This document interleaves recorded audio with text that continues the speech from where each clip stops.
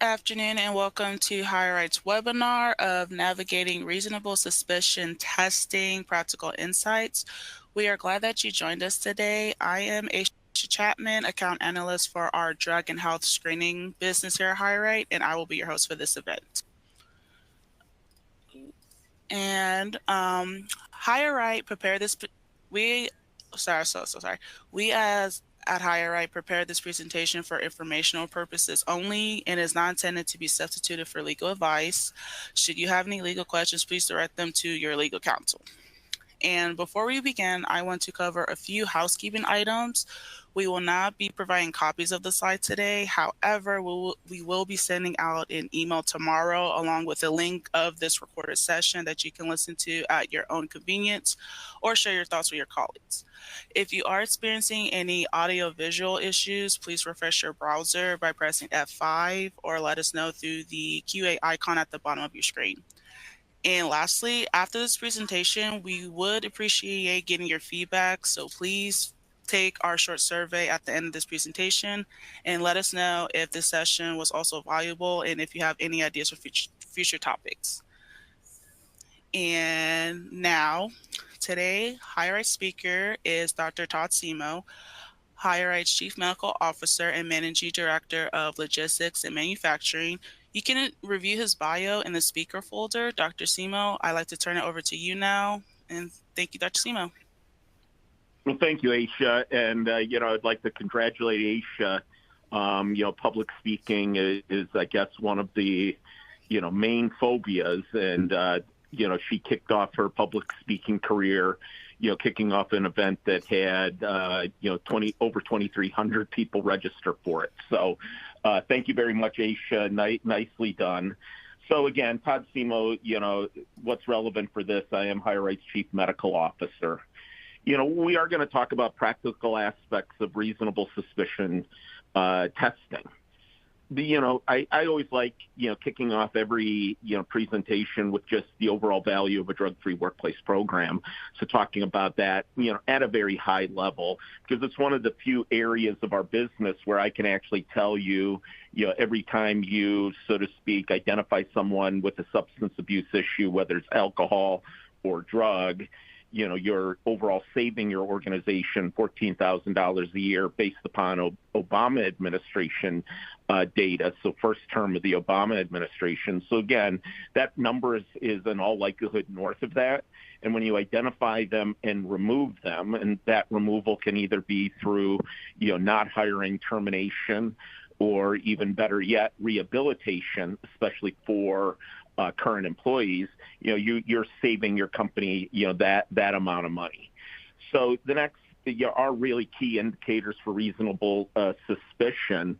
And I am going to be going through, the major, drugs. So what appears on a 5-panel drug screen, and some of the, so to speak, signs, symptoms of, so to speak, use of those. And that also includes alcohol, which is the number one drug of abuse. And I'm going to go through regulatory considerations because many of the states have unique rules. So I'm going to hit that at a very high level. Documentation process, so recommendations of what you should do to document your observations, that trigger your reasonable suspicion, testing. We'll talk about just the testing panels that you should use, as well as the specimens. And to round this off, we will be talking about best practice recommendations.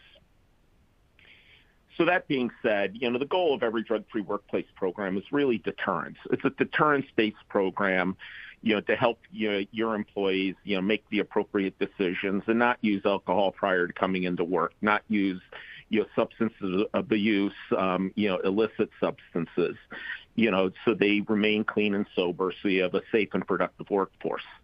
Drug-free, workplace programs, by design are those deterrence-based programs. And they're not just there to, hey, I have one bad employee and I want to check him for drugs because I think he may be a drug user. That's really not a drug-free workplace program. And so I would encourage everybody, look at your policy, review those policies and put whatever teeth in those policies that you deem are appropriate for your risk mitigation strategy. So again, what's the overall goal of a drug-free workplace program? Again, prevent accidents, improve employee health, improve absenteeism, improve your healthcare costs as well as your workman compensation costs. And it's really to, help you have a more safe and productive workforce. So there's several data points around that. The Obama administration, as I referenced, his administration said that the direct cost to employers due to loss in productivity when someone is abusing a drug, and within this data, within his data, they included marijuana as one of those substances of abuse. You're saving your company $81 billion, in an aggregate. When you start coupling that with, 3 times the healthcare cost, 5 times the workman compensation cost, brand protection, all of the other things that, are part of that risk mitigation strategy, you're overall saving your organization $14,000, per year every time you identify and eliminate that drug user from your workforce. So once again, that's not hiring, terminating, or rehabilitating. Because when you start bundling all that together, the cost to employers that illicit drug use causes is in the tune of over $190 billion a year. According to the National Institute of Drug Addiction, there's anywhere from 10 to 14 million people who are addicted to drugs, alcohol, that are currently in the workforce. So again, how I arrived at that number, it's pretty easy math, just with a lot of zeros, was 193 billion divided by 14 million comes out to around $14,000 per year. So what is the reasonable suspicion, test? Kind of self-evidence, right? But each state, there's a variety of state laws that define reasonable suspicion in a little bit different ways. But all in all, it's testing of an employee, based upon a company-defined, trigger event. Something happens in the workforce that leads you to believe that this person may be impaired. And one of those trigger events are observations of the employee's, behaviors or actions, where it's believed that the person may be impaired due to drug or alcohol use. So again, that's the overall, meaning of reasonable suspicion testing. You see someone do something, or based upon your articulable observations of, behavior, you all of a sudden go, hey, this, I have reasonable suspicion that this person may be impaired. So again, there's a trigger event, and many times that trigger event may be due to someone not following safety protocols. It may be due to an incident or accident at work. Those can all be bundled as reasonable suspicion tests. And again, observations are articulable observations on the employee's appearance, behavior, or action. And those should be, articulable and contemporaneous, i.e., well, we think we noticed, Bob or Sally did something 3 weeks ago. No, it really should be, I just recently saw Bob or Sally do X, Y, and Z this morning. So again, it should be contemporaneous.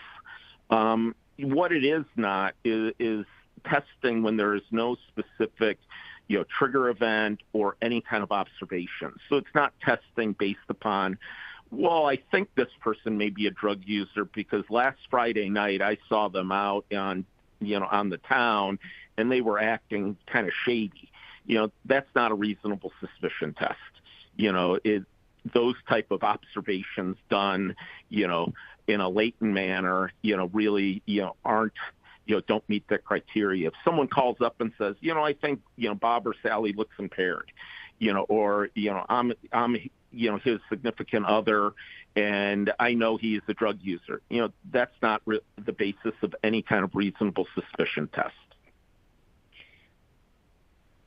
So with that being said, what is the utility of reasonable suspicion testing? Again, you can identify workers who are potentially impaired at work. It has a great deterrence value. So when your employees know that, hey, my supervisor, if I come in looking impaired, may compel a test, and I'd like to keep my job. And then it does decrease workplace injuries. Some of the drawbacks are some of the things that you have to have in place. Of course, I do recommend that you train your supervisors on those, articulable observations, of behavior and actions that lead to reasonable suspicion. Train them on the trigger events which lead you to believe there may be reasonable suspicion. And there's program administration. So you have to have, the mechanisms in place to know that when something happens at, 2 p.m., during the workday, how we handle this, as well as many of you are 24/7 operations. That what do you do at 2 in the morning when something happens? So again, it's having that program administration solidified, knowing what to do, is imperative, as well as having a policy that supports your testing. So again, that really segues into this slide. The key component of all drug testing and all drug-free workplace programs is having a written company policy. So again, you should mention that you do for-cause or reasonable suspicion, testing as part of your employee contracts, employee handbooks. You should define broadly. You don't have to go, specifically, but you can define broadly what your trigger events are, for your criteria for reasonable, cause testing or reasonable suspicion testing. You should train your management team on those signs and symptoms of drug or alcohol abuse or dependence. Of course, the selection of these things should be non-discriminatory, i.e., you shouldn't profile someone based upon something that has nothing to do with their articulable observation, articulable observations of their actions, behaviors. It's not a policy that has harassment as part of it. We're going to, this is a bad employee, so we're just going to, ask them for a drug test every day because bad employees must be drug users or must be alcoholics. That's harassment, and that's not part of your program. And the employee should be notified that, if they decide, I don't want to take that test, you're saying you have reasonable suspicion, and I just don't want to take that test. Again, within your policy and working with your attorney, you should have the language that that's considered a refusal to test, which, depending upon the state and what your attorney advises you, may lead to, derogatory employment decision being made. So I, really have a quiz here, and this isn't one of those things, quizzes where I'm going to wait and have you all respond, but I will read through the question as well as the potential answers, and then we'll talk about what is the correct answer. So which of the following is not criteria for a reasonable suspicion test? So the first one is if you smell alcohol on the employee's, breath. B is, the employee is slurring his speech. C, the employee's family member calls and states that, he or she is using a drug, he or she is a meth user, or he or she, I know, uses cocaine on the weekends. And the last thing is the employee is falling asleep at work. So as we just reviewed in the few slides prior to this, it's really, what are the contemporaneous observations of, actions or behaviors? So certainly smelling alcohol is one of those observations. Slurring speech is an observation, as well as someone being somnolent at work, falling asleep, easily falling asleep at work. All of those are contemporaneous, articulable observations of potential, impairment and i.e., potential drug use that leads to reasonable suspicion tests. Of course, C is the one that isn't the criteria because that isn't an observation that you made. That's someone calling in saying, hey, my significant other is doing this. So the next part of this is what are the components of a reasonable suspicion policy? So number one, having it delineated within your employee contracts and handbooks. B is defining that criteria for reasonable, suspicion or reasonable cause testing. assuring it's non-discriminatory, and assuring employees are not harassed. And the last is E, all of the above.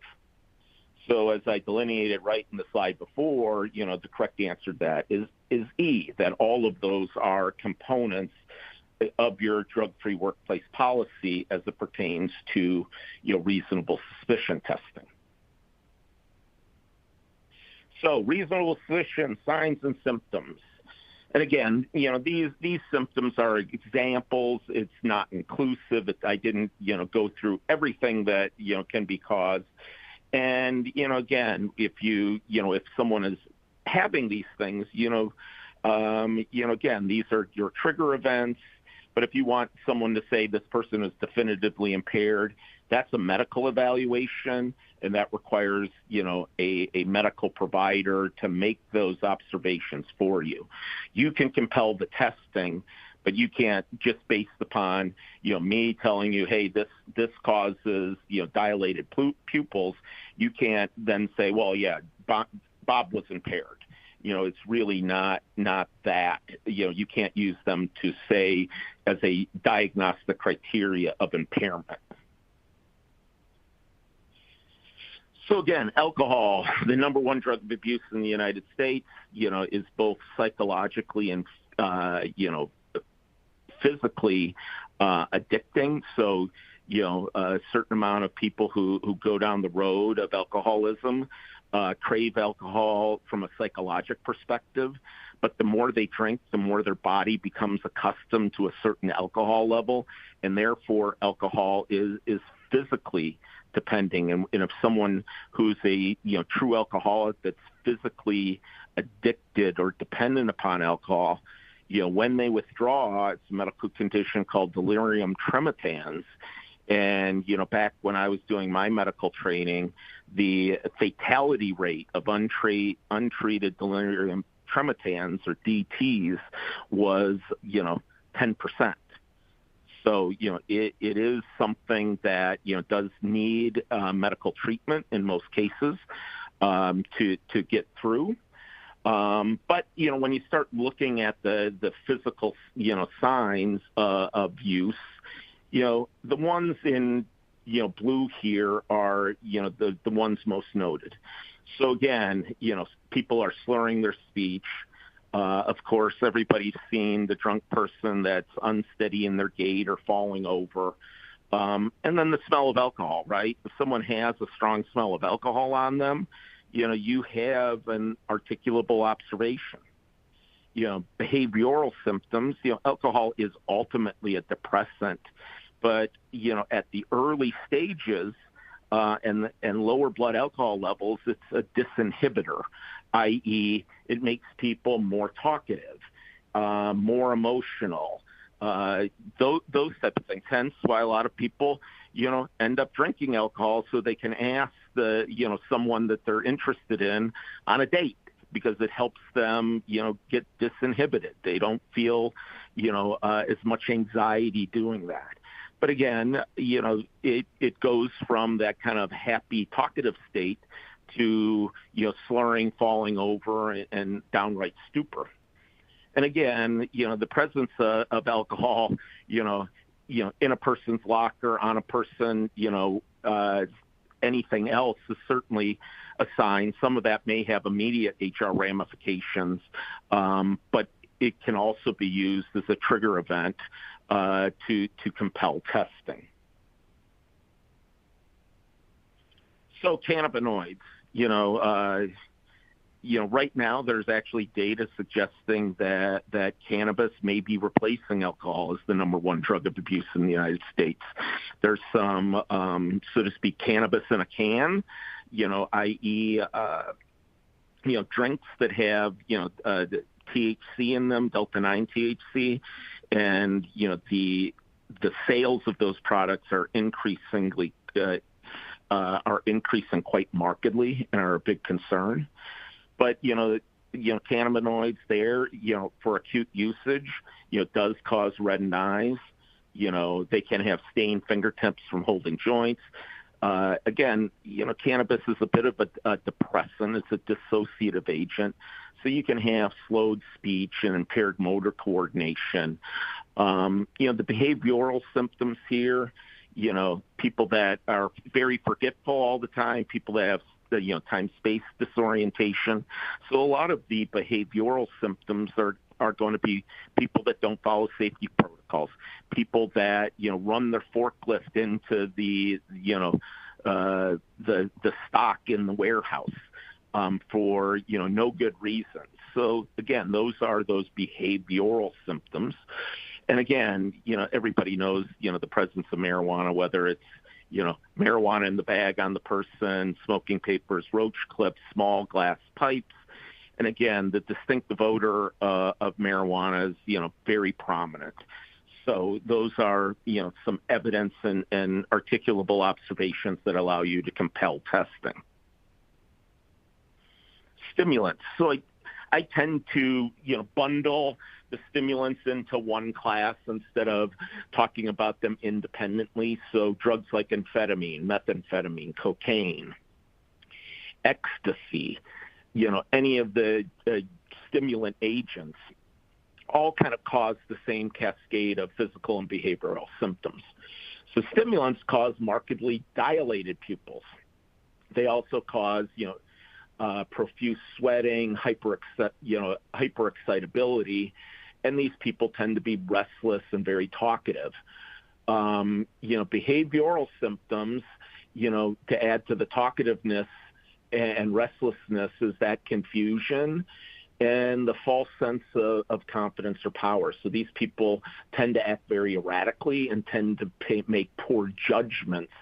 And they say, hey, I can get around the corner without hitting this person, and they end up hitting the person. It's that false sense of power that stimulants provide people. Again, many of especially amphetamines, are tablets. Some people use those tablets, crush them up and snort them like Dexedrine or Adderall. Hence why medications like Vyvanse have been developed. That Vyvanse is essentially an amphetamine molecule that has an extra protein hooked onto it. So if you crush it and try to snort it, you're not, going to get the effects of amphetamine because your body won't recognize it because that protein unit is hooked onto it. So you have to ingest it orally so your stomach acid cleaves that protein so then you can absorb the amphetamine. But again, other stimulants, are injected, are smoked. So all of the things that, white powder, in baggies with, small pipes, bent spoons, all of that stuff can be signs of, stimulant abuse, or as well as other, smoked and injected substances of abuse. Opioids. So opiates, overall class of drugs, of use for pain management. Everybody have seen the articles, on the fentanyl outbreaks, pill mills, people getting fentanyl and trying to package them up and pass them off as, standard, narcotics like oxycodone or something. But, overall opioids are depressants, from a brain perspective. So unlike, stimulants that are speeding your body up, these are slowing your body down. So instead of having markedly dilated pupils, these people have, the quintessential pinpoint pupils, or pupils that are quite a bit smaller than you would expect. Wearing long sleeves to cover up tracks is something that I've actually experienced in my own career. Where, a physician that I worked with had a substance abuse problem and, in the middle of the summer was wearing long sleeves all the time, and it appeared different.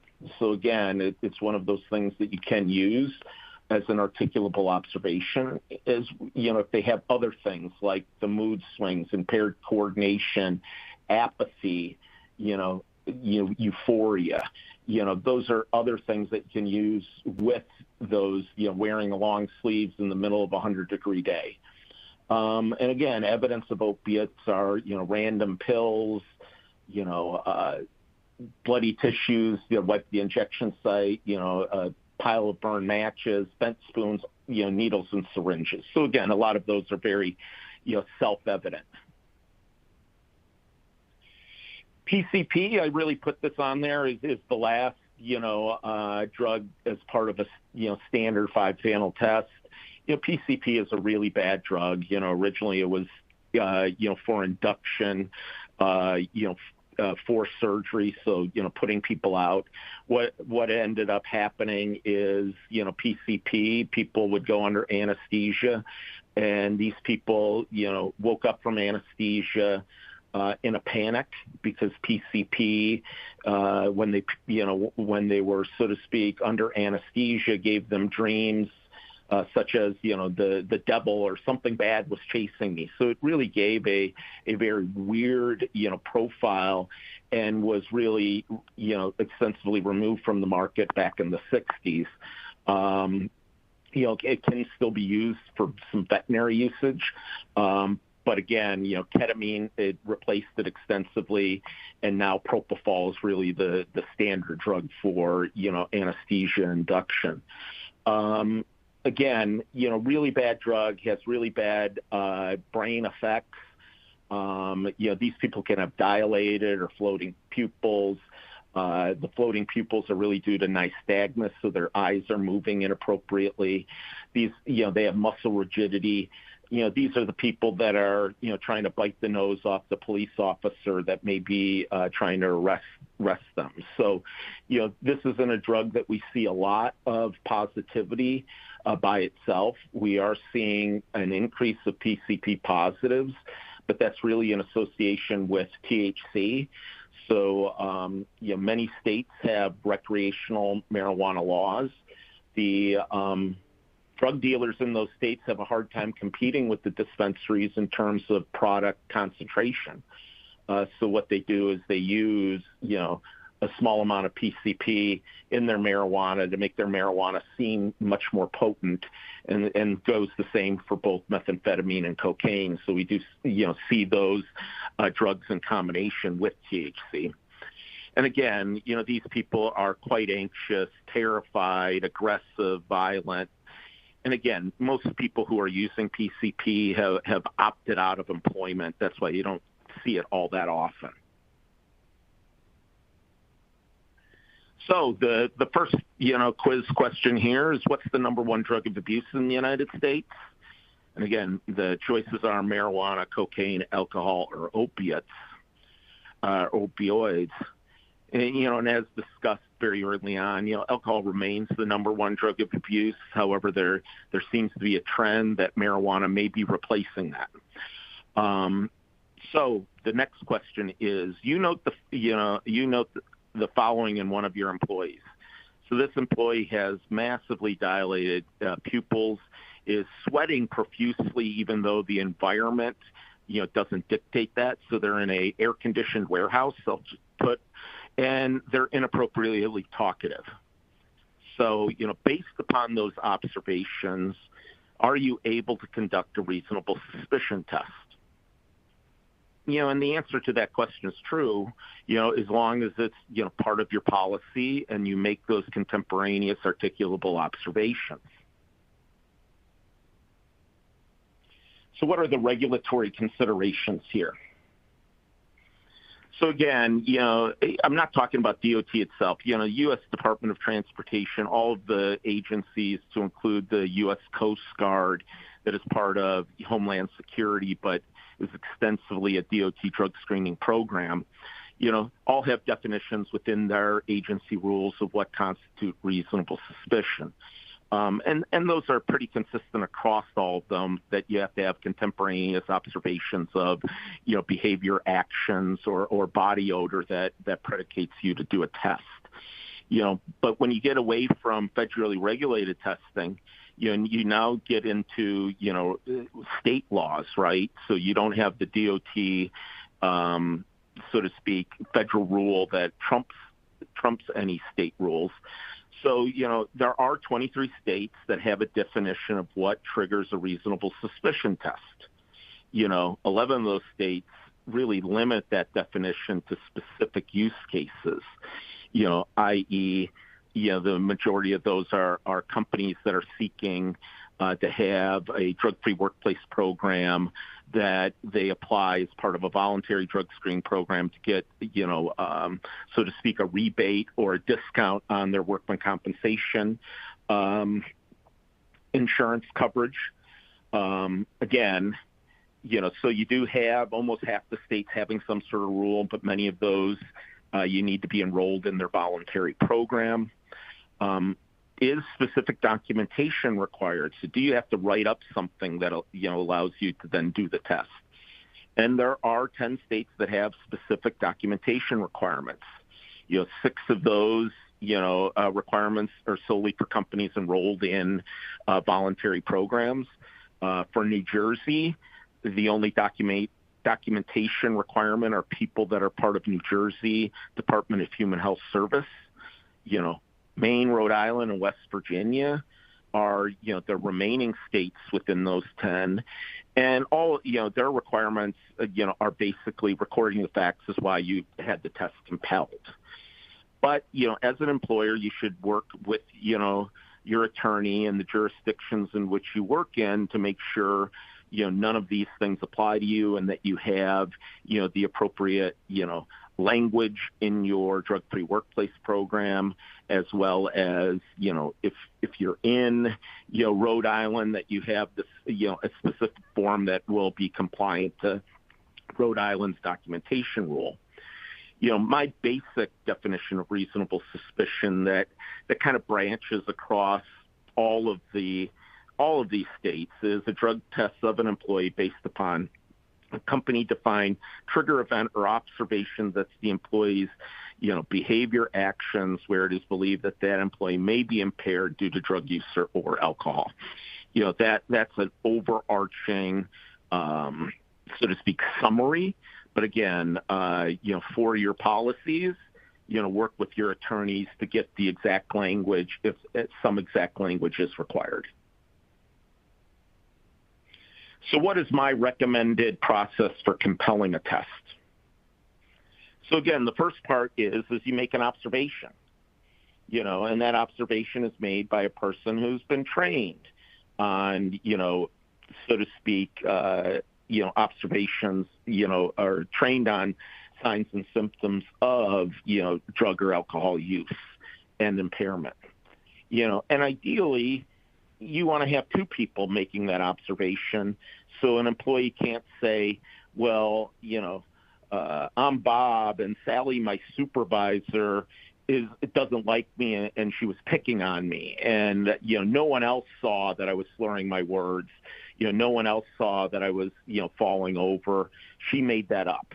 So if you all of a sudden have 2 trained people making extensively the same observations, you have far more defensibility if that person tries to, opine that, it was the supervisor that was picking on him or her. You should document what you see. So assure that there, documentation was made of what, signs and symptoms that compelled you or what trigger event compelled you to send the person for a reasonable suspicion alcohol test or drug screen. And, one of the great ways to do this is by having a worksheet for your company. So again, worksheets, something that has a bunch of different, hey, slurring the speech, dilated pupils, just check boxes where the supervisors, managers can make some check marks, sign off. Also a free form area that if they want to opine, hey, the reason for this is they were acting erratically and this acting erratically caused them to run their forklift, into, the side of the wall. So, it's those type of things. So it should be a check, mark sheet, but also have a free form area that can convey other information. And again, when you compel the testing, never allow a potentially impaired employee to drive him or herself to the collection site. That just opens you up to a whole slew of issues. I have reasonable suspicion that, Bob or Sally, may be drunk, but I'm going to let her go, let him or her go to the collection site and drive themselves. They get in an accident on their way there, and you're really going to be in an indefensible position. when they get to the collection site, the alcohol test should always be first. The reason for that is, alcohol, leaves our body after we stop drinking at a rate of about 0.015 units per hour. So therefore that it starts reducing. And if someone, at the beginning of their shift came in with a, higher, with a blood alcohol level of, 0.06, it's a finite period of time where that will fall under the typical occupational, the occupational marker of impairment, which is 0.04. Some companies have a zero tolerance or a 0.02. That's really a company policy thing. But as you can see, within a very finite period of time, the person can, fall under that limit and give you an arbitrarily inappropriate negative test. Also, ensure that if you're going to remove the person from duty, that you're complying with all the state disability laws for such things, so it's not punitive, pending the outcome. But I do recommend that employees that are, in safety-sensitive positions, that, when you have reasonable suspicion, you remove them from that safety-sensitive position until you get all the testing back. Because you don't want someone, oh yeah, I compelled testing, I sent them home the next day, I let them, work again, and they're working again, and they end up having a major workplace injury where a coworker's killed, and then 2 days later you get a positive drug test for heroin. Again, you'll be in an a so to speak undefensible position. So I recommend that you do remove them from safety-sensitive duties. Again, based upon your policy, you can remove them from the duty and have them work in the file room or work something that's not safety sensitive, or put them off. Whether you have to pay or not pay is really up to state law, and you and your attorney can ferret through that. So this is an example of a reasonable suspicion, checklist. This is one that I literally, went on the internet, searched, reasonable suspicion checklist and pulled this up. I'm not endorsing this checklist. We're not going to be providing this checklist as part of it, but I just wanted to show that, this is what, so to speak, a checklist can look like. You can go ahead and document your reasonable suspicion in that way. And again, your attorneys, your safety team can go through and create a worksheet that is specific, to your work environment. Again, this checklist, has a lot of different categories. Yours doesn't need to be this delineated out. Plus, this given checklist doesn't have an area where you can, put your own thoughts down on why, what your articulable observations are. And that's something that I do recommend. But I did want to put, kind of an example checklist in there to say you can easily find them and you can easily, morph them to your needs. Again, please be aware of any copyright law or anything else. But again, you can go ahead and, easily craft one of these documents for your use. So specimen selection and testing panels. Number one, oral fluid. I'm a huge advocate of oral fluid. Many of you have been to other webinars where I've really touted the utility of oral fluid for just, general drug testing, whether it's pre-employment, post-accident, random, and reasonable suspicion. I really believe that oral fluid, to me, is the preferred specimen for drug testing right now. Many reasons for that. Number one, it's very easily collected by someone who doesn't need to, deal with urine or, be accustomed to dealing with urine. And the window of detection really detects recent use, so the use that's most damaging to your job site. Oral fluid is a analog, or so to speak. What's in the oral fluid is what's in the blood. The only thing that doesn't, match that or doesn't, move in that way is THC. THC, you're actually looking for contamination of THC when someone, smokes or, eats a marijuana, a THC product, a Delta-9 THC product. The window of detection there, again, even for a chronic daily user, you're looking at, around 21 hours. With a sporadic user being in the tune of around 16 hours. So again, you don't have that massive difference that you see in urine in regards to a chronic user or sporadic user. So again, I believe it, is an outstanding, specimen for reasonable suspicion. Urine's a good specimen. I mean, it has a wide collection site network. There are thousands or tens of thousands of on-site collectors that can come and collect an event at 2 in.the morning. And the detection window for most substances is 2 to 3 days. So you have a decent window of detection with a specimen that is relatively easy to get collected. The last specimen on this, is hair. And hair really doesn't have any utility for reasonable suspicion testing because hair kind of tells you what the person did a week or more ago and doesn't, tell you what the person did that day. So again, oral fluid almost, after you use, within, almost immediately for THC or immediately for THC, and certainly within less than an hour for other specimens, you're able to detect it within oral fluid. Urine has a bit of a lag. If a person is a novel user, just used cocaine that morning and hadn't used for a couple weeks before, it's going to take 3 to 4 hours for it to appear in the urine. And hair, if that person hadn't done drugs for 3 months and decided to use cocaine on her way into work, you're all of a sudden, if you compel a hair test, that hair test is going to be negative, even though that person may be acutely intoxicated from cocaine. So that's why I do not use hair, for reasonable suspicion testing.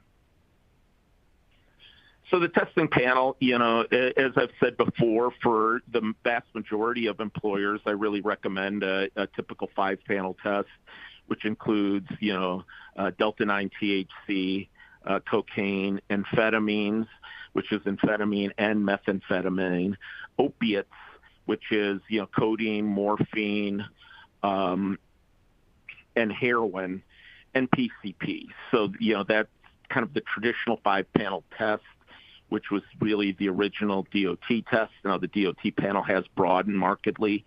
The federal panel for the Department of Human Health Services, so for the federal employees, is, broadening out even further this July to include fentanyl.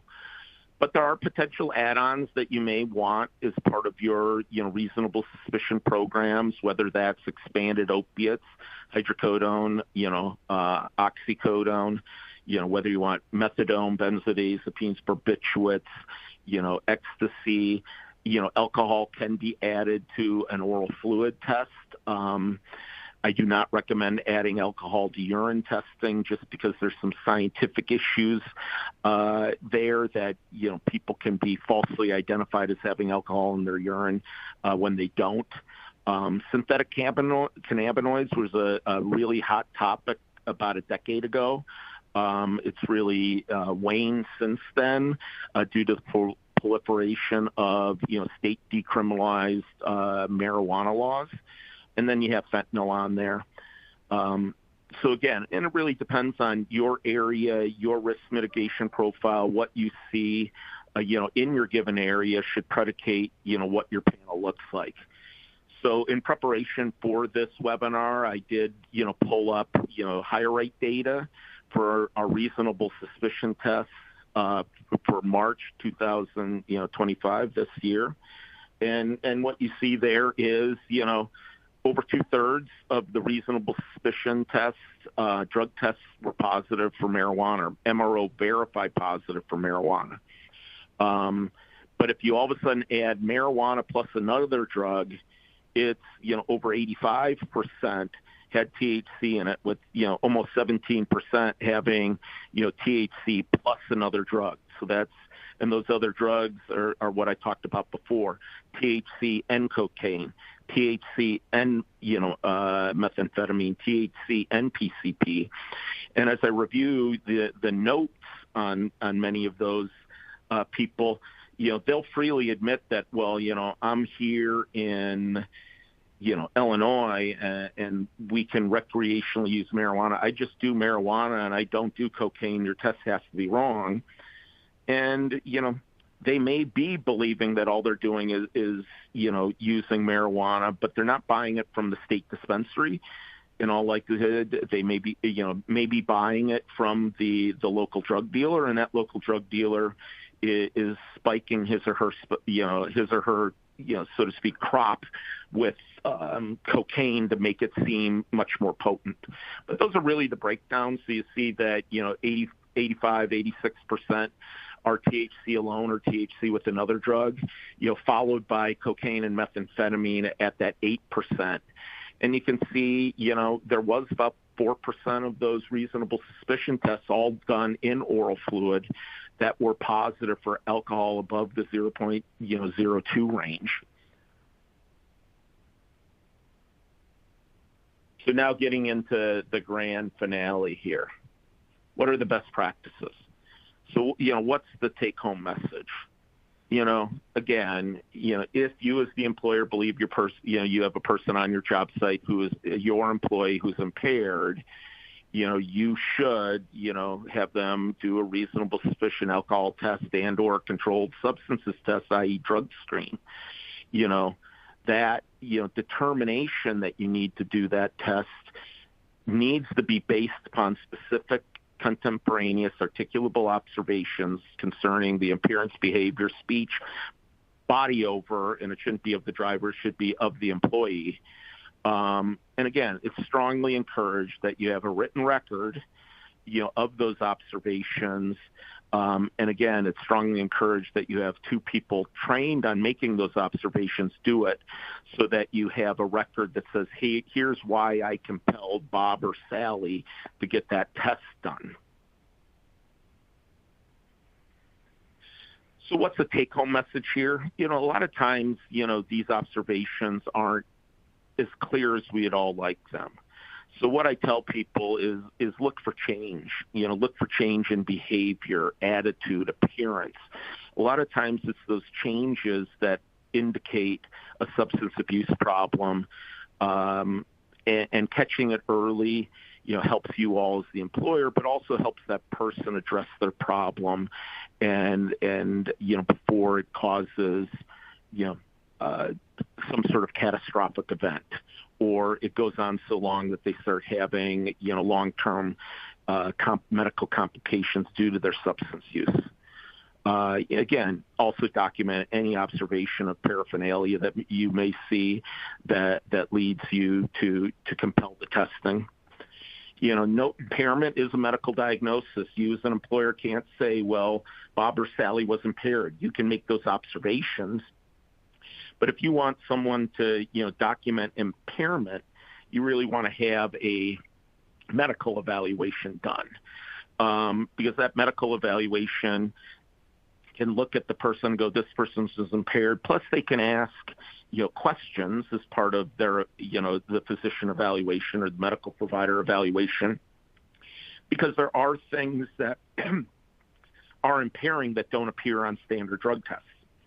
So, a story I have here is an employer that had a call center, had an employee that multiple people called back the call center saying, I spoke to Bob or Sally, and he or she slurred their words. I couldn't understand them. This was bad. The supervisors then went over and listened to the employee, and certainly the employee was, slurring his or her words. Appeared impaired at the job site. They did a drug and alcohol test. They came back negative. They, I believe, did 4 rounds of those before escalating something to me And I was like, well, there's plenty of there's plenty of things that are impairing, that are medical problems and not due to drug use or alcohol use. There's also drugs that are used that aren't part of a standard drug screening panel, or maybe not part of your panel, that can impact this person and make them impaired. So they ended up getting a medical evaluation, and the person, was inappropriately using a class of drugs. They were able to, so to speak, take HR action based upon the impairment, not based upon a positive drug screen. So, further best practice recommendations here are, have a policy, talk to your attorney about those policies, look at the state nuances that you may operate in to make sure that you address those nuances. Train your staff, supervisors, management team, HR team, safety team, on the trigger events and employee observations that cause you to mandate the test. And again, I am an advocate for, creating a worksheet to document those, because it just makes it easier than someone writing a paragraph every time. Again, next is never have a potentially impaired employee drive themselves to the testing facility. That's kind of the intuitive. But, when I actually, owned a primary care occupational health clinic, one of our larger employers actually sent a, employee that ended up blowing over a 0.2 alcohol level.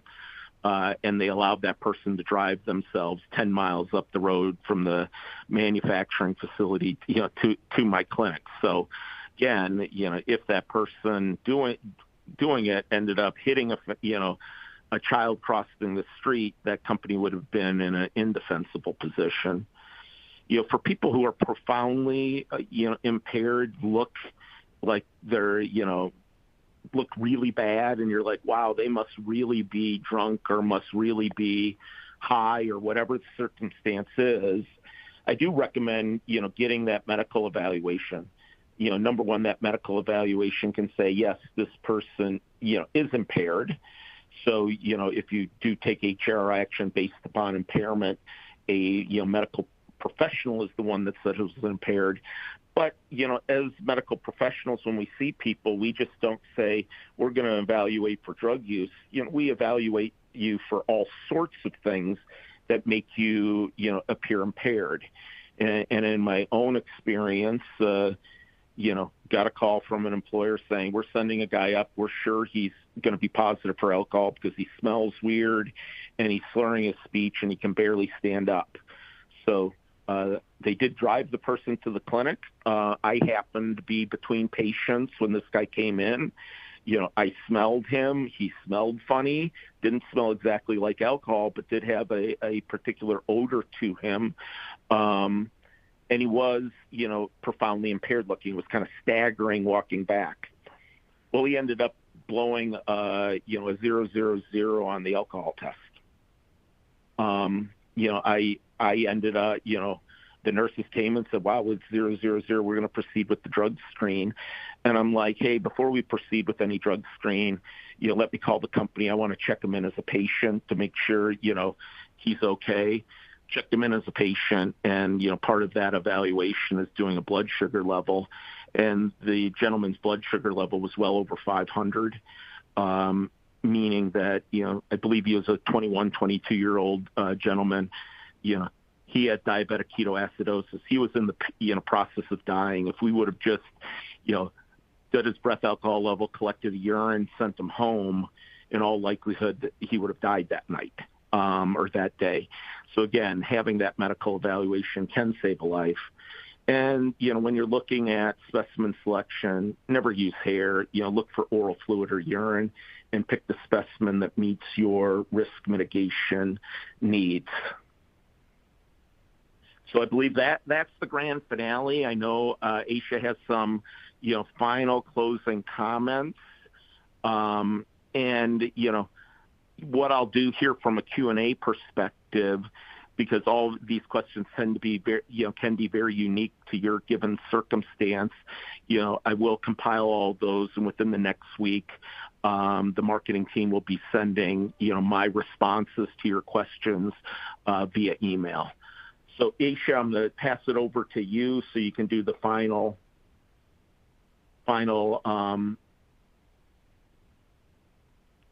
closeout.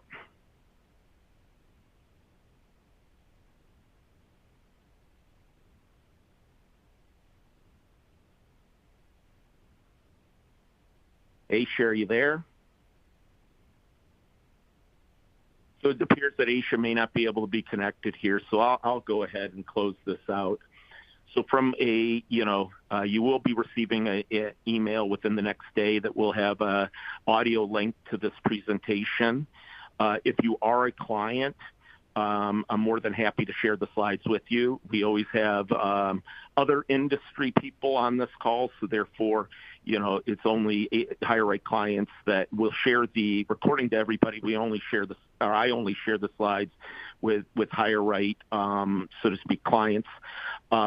Next part of this is part of that email will be your, so to speak, continuing education credits link, so you can get that credit. There will also be that survey, and Sharon and the product team, Sharon's our marketing manager, do look at those and try to craft future presentations based upon subjects that you want to hear about. So please, answer that survey. So again, that concludes our webinar. I'd like to thank all of you for joining, and you all have a good, safe day.